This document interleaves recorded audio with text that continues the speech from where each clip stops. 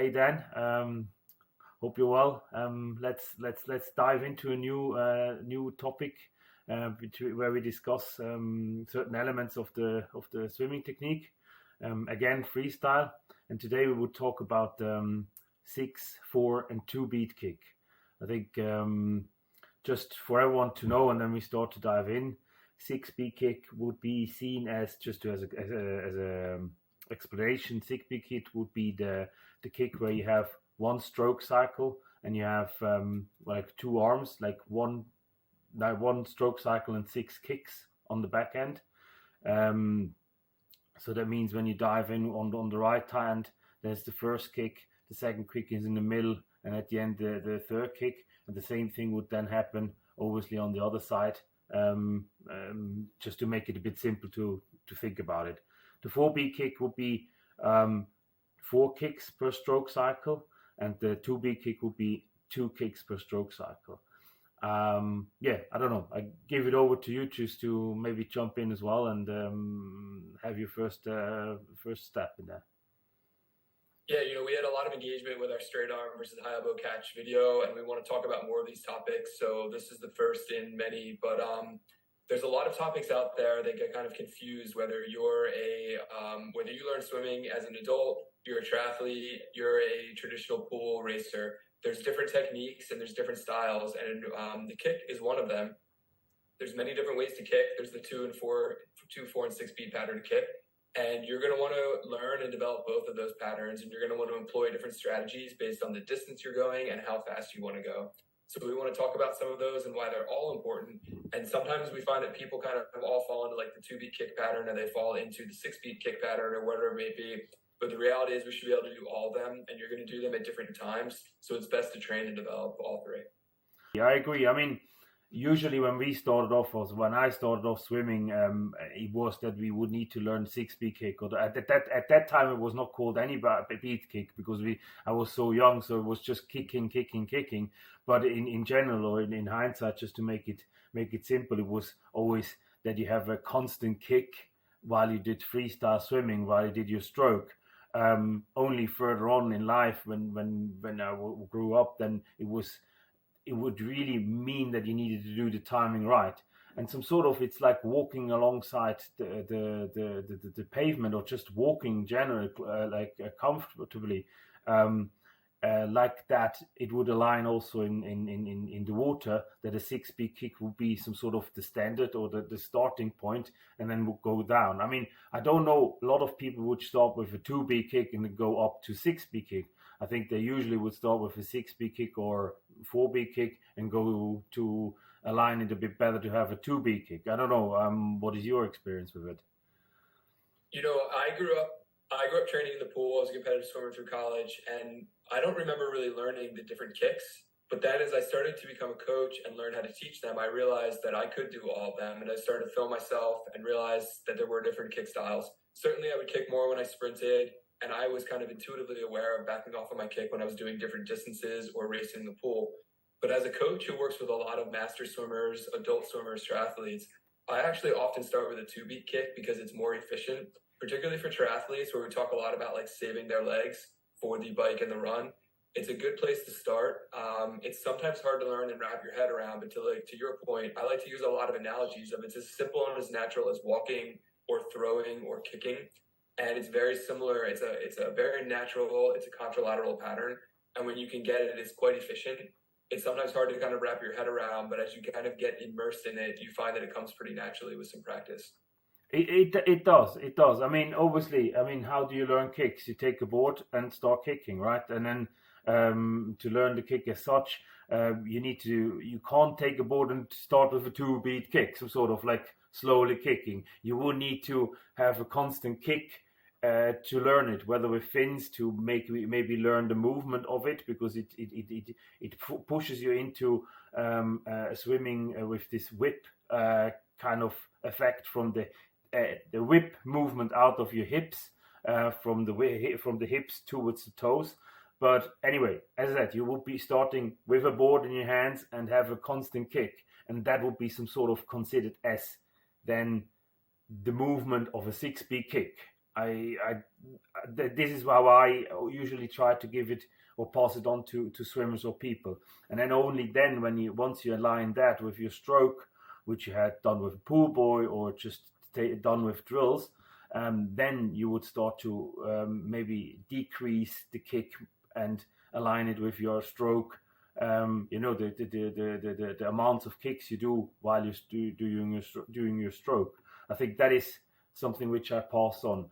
When they see me swimming on YouTube or on Instagram, and I do have, well, I take a lot of pride in it, because I can say that I'm proud of my technique. I'm very happy that I have a technique like that. I also trained a lot to get it there, and it took me long hours to get it there. It's like Cristiano Ronaldo would stand there and always do free kicks, but when everyone left, that would have been the same as I've tried to make it more efficient for me to swim.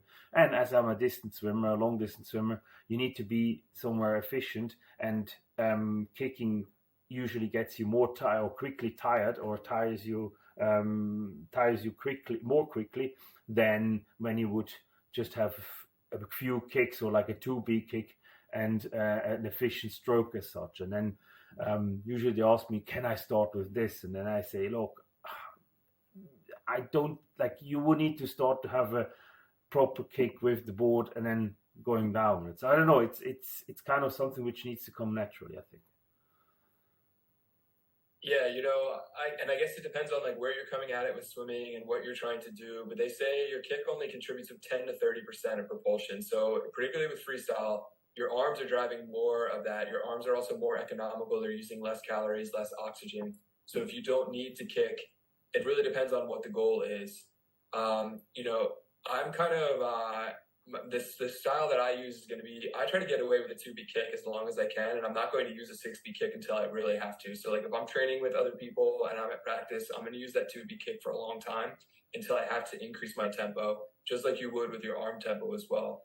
Interestingly enough, a couple of anecdotes. I once heard Bob Bowman talking about training with Michael Phelps and telling Michael that if he didn't use a 6B kick at practice, he was out of practice. So essentially, like, us swimmers can get away with a 2B kick for a while. Somebody like Michael Phelps can, lead the lane and hit some really great times with a 2B kick in practice. But he was training for maximum fitness, maximum speed, and coach was like, listen, you have a 2B kick. We're training only a 6B kick so that you have that fitness.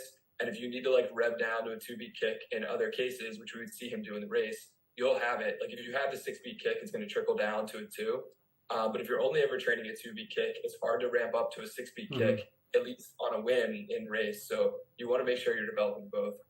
And somebody like Katie Ledecky, we see employing a 2, a 4, and a 6B kick in her like 400 and 800. Some would suggest she's not kicking much at all. And it would complicate matters even more. In some cases, we see her using almost like a 3-beat kick, where her fourth kick is just kind of like a dead leg, just kind of a straight leg. So it's very upper body driven. And we're going to get into some of the stroke mechanics in the upper body in a bit. But we're seeing the best swimmers be able to do both, particularly in triathlon. You might want to get out ahead on a sprint and really drive that constant kick. Then you're going to settle into like a 2-beat kick.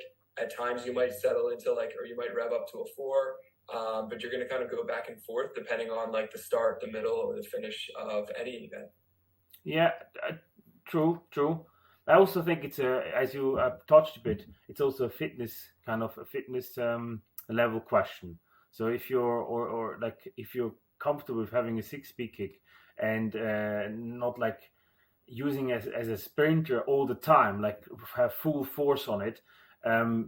It can also be that you have, when you look at Soon Young as another distance swimmer, having a 6B kick all the way through a 1500 meter swim, and even him, he would have or another person there, but I think he switches every now and there is Flo Welberg, and then you have Florian Welberg.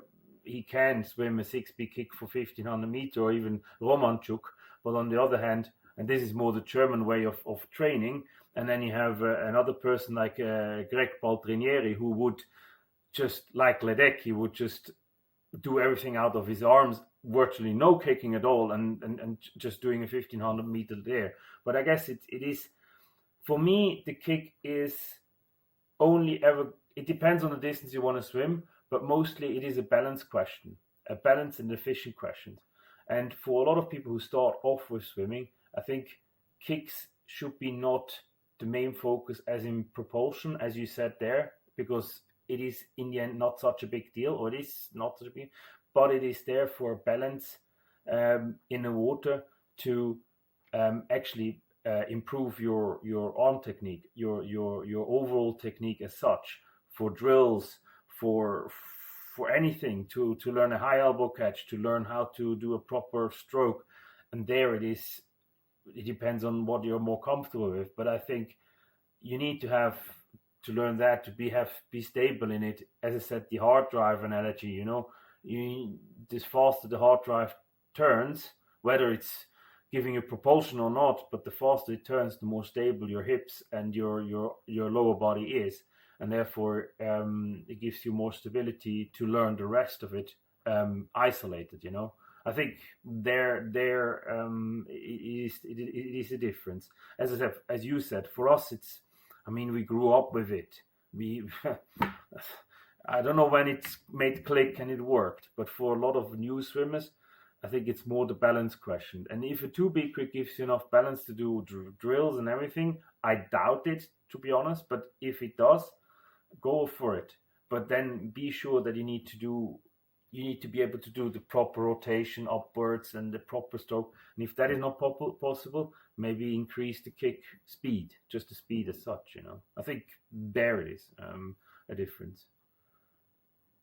That's a really good point. For those listening, you might be like 2, 4, 6. It's like, how many kicks am I taking? It's really important for everyone to get video of their stroke. You and I are videoing ourselves all the time and probably learning a lot from it. But if you're looking at your video, you can scrub through that nice and slow, and you can count how many kicks you're taking per stroke cycle. And to make it clear, a stroke cycle is going to be both arms. So are you taking 2 kicks every time you take 2 strokes, or 4 kicks every time you take 2, or 6? And then to make it even easier, because you're not going to be able to count your kicks while you're swimming, you're either doing a constant kick, which you're closer to 6 beat, or you're doing more of like a walking, strolling kick, which is going to be more of a 2 beat. And then sometimes there's like a flurry in the middle, which we get to 4. When I'm teaching people how to do that, like you said, you put a kickboard in someone's hand and just have them do a kick set, they're going to have to kick constantly because there's no arm drive. So you really have to propel that.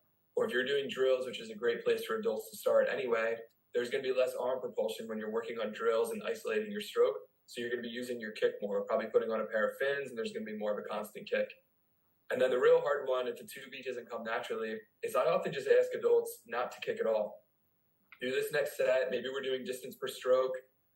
Maybe I even put a pull buoy between their legs, and I'm just going to ask them not to kick. And what you're going to find, even sometimes with a pull buoy, if you're not really conscious of what you're doing with that, you're going to find the legs just kind of want to snap naturally the way every time you pull. And it would be the same way as walking. Your arms are going to naturally swing with your walking cadence. It would be as weird as walking without swinging your arms. Or in some cases, when people are over kicking, it would be like walking and moving your hands as fast as you could while you were taking a normal gait pattern. So there's a couple of like real world analogies that we could bring to that. And then it's going to take some practice and you'll start to develop a rhythm. But like over analyzing it and trying to count kicks in the moment is probably not going to work. When you're looking back at it afterwards, or you're watching some pros or some really competent swimmers swim, you can move through that video slowly and see how many kicks they're taking.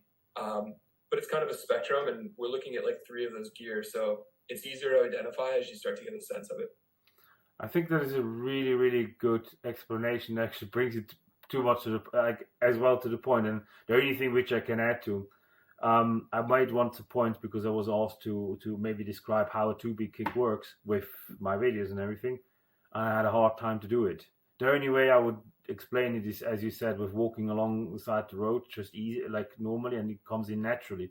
Because if you start to move both sides at the same time, like go forward with your right leg and right arm, and then so like it's like, and it's not natural. But if you cross over, then it's natural. And the same thing is with a 2B kick. So I tried to make a description of it in one of my posts, and then like there were some people who said, yeah, it is amazing, great description. But on the other hand, there were also people saying, well, you could have just do it like explained with the walking alongside the road, and that's basically it. So I think there we have. you brought it to a good point where we say really for drills and for technical drills and for kicking as such, just to train it. And so I think it would be more sufficient, or it would be efficient to have a constant kick rather than a 6-speed kick as naming it, and just make sure that when you do that, that you just align your stroke to it, that it's natural, and once you have that and you want to swim your intervals and you go to your training, then you need to see that that it is natural, that you have a natural move within your style, and that it's not one-sided or like two-sided and you drift off of it. I think that is a good point to keep it as a pillar, I think, there. Yeah, I think that is a little excursion on the 6, 4, and 2-beat kick, and yeah, we will have other topics where we talk, and maybe if someone wants to know more about it, wants to have more in-depth discussions about it from us, and more details, write it in the comments, and follow both of our accounts, Dan Daly and Marcus Marthaler. Instagram, YouTube, and TikTok. We are very present everywhere, and we are happy to make more content about it. Thanks very much. Awesome. Thanks, Marcus.